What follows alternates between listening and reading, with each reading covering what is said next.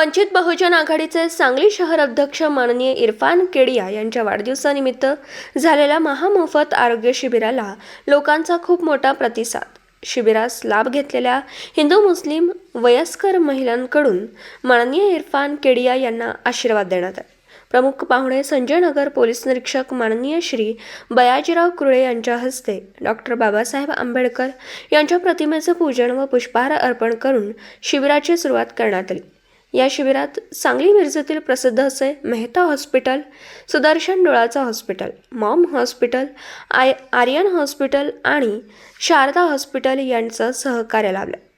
हे शिबिर शांततेत पार पडलं. माननीय इरफान केडिया पत्रकारांना बोलताना माननीय बयाजीराव कुरळे, सर्व डॉक्टर, त्यांचा स्टाफ व वंचित बहुजन आघाडी सांगली शहरचे पदाधिकारी व कार्यकर्त्यांचा आभार व्यक्त केला.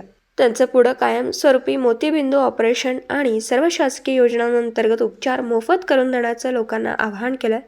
त्यासाठी लोकांना वंचित बहुजन आघाडी सांगली शहरच्या कोणत्याही पदाधिकारी संपर्क करू शकता, असेही आवाहन केलं.